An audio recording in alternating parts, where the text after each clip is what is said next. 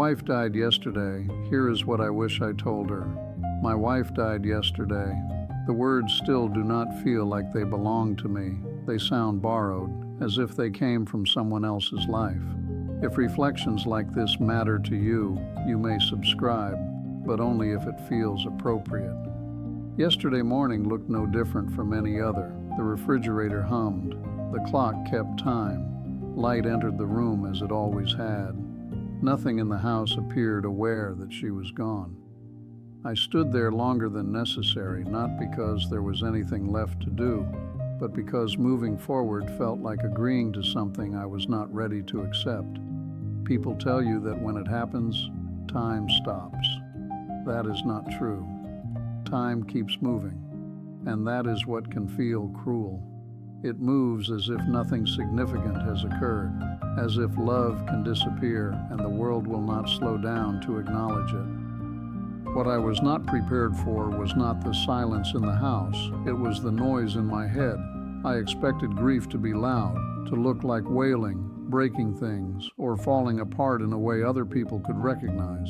Instead, it arrived quietly, like sitting down at a table you have shared for years and noticing the chair is empty. That is when it began. Not the crying, but the remembering. I remembered the things I said, and more than that, the things I did not. There were many moments when words were right there, just behind my teeth, and I left them unsaid. I told myself it was not necessary. I told myself she already knew. She knows I love her. She knows I appreciate her. She knows I am sorry. That was the lie I lived with for years. A lie that felt practical, mature, and strong. I thought silence meant stability. I thought not needing to say things was proof that what we had was solid. Looking back, I can see how attached I was to that idea in a quiet way. It did not announce itself, but it still shaped decisions. I came from a generation that treated love as something proven through endurance, through showing up, providing, and not making a fuss. You worked, you stayed, you did not leave. That was the language. You did not talk about feelings unless something was broken. You did not apologize unless there was yelling. You did not compliment unless there was a reason. Affection was implied. Commitment was considered enough. For a long time, I accepted that. I believed that saying "I love you" too often would make it smaller, that compliments should be rare or they would stop meaning anything, and that apologies weakened your position. I believed that if you said something once, it should last forever. Only now do I understand how dangerous that idea can be, because love does not live in the past. It lives in repetition. What I did not see then was how silence changes over time. At first it feels neutral, then it becomes normal. Eventually, it starts to feel permanent. Days pass without anything going wrong. Weeks become years without any big fights. You mistake calm for closeness. You tell yourself you're fine. I told myself that often. We are fine. She did not complain much, at least not loudly. Sometimes she would pause after saying something small, as if waiting to see whether I would add anything. I rarely did. I took that as a sign I was easy to live with. Now I wonder how many times she walked away carrying words she hoped I would stop her for. There is a particular kind of loneliness that can exist inside a relationship. It does not look like loneliness from the outside. It looks functional, orderly, polite. Two people moving through life together, but no longer reaching the deepest parts of each other. At the time, I did not notice. I was focused on the wrong markers of success: stability, routine, being dependable. I wanted to be the person who did not rock the boat, who handled things, who stayed steady. I thought that was love. I can see now it was only part of it. There is a moment that keeps returning, no matter how hard I try to push it away. Nothing dramatic, no raised voices, no argument that would have signaled that something important was happening. It was just a Tuesday, the kind of day you do not think twice about while you're living it. She was standing at the sink, her back turned slightly toward me. I was sitting at the table, reading something I no longer remember. Whatever it was, it felt important enough at the time to keep my eyes down. She spoke without turning around. "You never say things anymore." She was not angry or accusing, only tired. I remember how quickly I dismissed it and how casually I laughed, as if she had said something minor. I told her she was overthinking it. I told her she knew how I felt. I said it as if that should have settled everything. You know how I feel. She paused, then nodded. That nod stays with me. At the time, I took it as acceptance. I assumed it meant understanding and reassurance. It did not. That nod was not agreement. It was resignation. I did not understand that then. I understand it now, looking back with the clarity that arrives too late. We confuse silence with peace too easily. We see the absence of conflict and assume the presence of connection. But silence is not peace. It is only the absence of friction. Peace requires engagement. It requires showing up emotionally, not only physically. It requires speaking, even when nothing appears broken. I believed love was something you earned once and then owned, something you secured early and carried forward without revisiting. I believed consistency was enough, that staying meant loving, and that routine meant safety. I was wrong. Love is not a possession, it is a practice. It has to be returned to, acknowledged, and kept present, not through grand gestures or speeches, but through small, repeated moments. In saying, I see you. In saying, you matter to me. In saying, I am still here, and I still choose you. I assumed presence would do the talking, that time spent together would fill the gaps that words did not. But time does not speak. People do. Yesterday, when they told me she was gone, something inside me split open in a way I did not think was possible. It was not only grief, it was inventory. Every unsaid sentence arrived at once, clear and unavoidable. Every apology postponed for a better moment. Every compliment swallowed because it felt unnecessary. Every time I chose efficiency over tenderness. I always believed there would be more time, that tomorrow would offer another chance. That belief is the most generous lie we tell ourselves. We live as if time owes us continuity simply because it always has.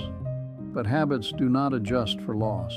They only follow repetition. And I practiced silence for years. I practiced it so thoroughly that it stopped feeling like a choice, until now. Now it is unbearable. Now it fills every quiet space. Now it is all I hear. If this brought something to mind, sit with it and share your thoughts in the comments while you still can. People will tell you not to dwell on regret. They say it gently, with concern in their voices, as if regret is something unhealthy that should be avoided. They mean well. They want to keep you from sinking too far into what cannot be changed. But not all regrets are the same. Some are not something you move past. They do not fade with time or soften with distraction. They settle into you and stay, not as punishment, but as instruction. I do not regret loving her. That has never been in question. What I regret is how little of that love ever made it into words, and how often it remained locked behind good intentions and quiet assumptions. I believe that strength meant restraint, that saying less made what I did say count more, and that love should be understood without explanation. I believed words were optional. Somewhere along the way, many of us absorb a strange idea without noticing it. That if something is real, it does not need to be said, that speaking it cheapens it, and that repetition weakens sincerity. So we stay quiet. We tell ourselves that actions are enough, that consistency speaks louder than language, and that showing up should fill the gaps. But there is a cost to that belief. It can destroy more connection than anger ever could. Anger, at least, announces itself. It forces a response. It demands engagement. Silence demands nothing. Silence allows people to starve quietly. Looking back, I can see how often she offered me openings. Not accusations or ultimatums, but openings. Small moments where she paused just long enough for me to step closer. Moments where a simple sentence could have changed everything. I rarely took them. I told myself I was giving her space, that I was respecting her independence, and that I was not crowding her with unnecessary words. What I was really giving her was uncertainty. She never doubted my loyalty. She never questioned whether I would stay. What she questioned was whether she was still visible to me. That is a quieter pain than abandonment. It does not show itself easily. It does not explode. It slowly erodes a person from the inside. I only understand that now, when it is too late to heal hers. Yesterday, after everyone left, I stood in the hallway for a long time. I do not know why. I had no reason to be there. Her shoes were still by the door, placed the way she always left them, unremarkable, ordinary. The house was full of evidence that she had existed, her things, her routines, the small order she left behind. None of it could answer the question that kept circling in my mind. Did she feel loved in the end? Not respected, not provided for, not secured, loved. Did she feel seen? Did she feel chosen? Did she feel certain? I will never know. That not knowing is heavier than the loss itself. Grief hurts, but unanswered questions linger. They follow you from room to room. They sit with you in quiet moments. They return when the noise fades. Love, I have learned too late, is not proven by endurance alone. It needs witnesses, it needs sound, and silence leaves no proof behind. If you are listening to this and feel certain it does not apply to you, you would not be alone. If part of you believes your relationship is different, that your partner already knows, and that nothing here fits your life, I recognize that feeling. I thought the same. I believed certainty was something you built early and then stored safely, like a foundation that no longer needed attention once it was poured. I assumed that once love was established, it would hold its shape on its own. But certainty does not keep its form when it is not sustained. Not because love vanishes. Love rarely disappears all at once. Memory does. People do not live on what you felt years ago. They do not draw strength from moments they can barely recall. They live on what they feel now, on what they hear, and on what is acknowledged in real time. I wish someone had told me that silence does not protect love. It does not preserve it or keep it pure. Silence wears it down quietly. It convinces you that nothing is wrong because nothing is being said. It creates the illusion of stability while connection thins underneath it. I also wish someone had told me that saying "I love you" does not lose meaning through repetition. I spent years believing words needed to be rationed to stay valuable, that saying them too often would make them routine. But words do not weaken when they are repeated honestly. They deepen, they gain weight through context, through how they are said, through when they are offered, and through the presence behind them. A familiar sentence spoken sincerely at the right moment can carry more truth than a rare declaration. I wish I had understood that apologies are not confessions of failure. They do not diminish you or erode respect. They acknowledge shared humanity. They say, "I see the effect I had on you, even when that effect was not intended." I avoided apologies because I believed they shifted balance. I did not see that refusing them created distance instead. I wish I had known that compliments are not unnecessary softness. They are not filler or indulgence. They are mirrors. They show people how they exist in your eyes. They reflect worth back to someone who cannot always see it for themselves. Without that, people begin to guess, and guessing rarely leads to comfort. Now the mirror is gone. The person who could hear what she was to me is no longer here to hear it. All I have left are reflections, pieced together from memory and silence. Her shoes by the door say nothing. They do not respond or reassure. They remain exactly where she left them, reminding me that certainty is fragile and time is not generous. I believed love would speak for itself. It does not. People do. When they do not, love becomes something you feel alone instead of something you share. That is what I understand now, when understanding can no longer change anything. All that remains is the echo of what I assumed was known, and the knowledge that knowing and hearing are not the same.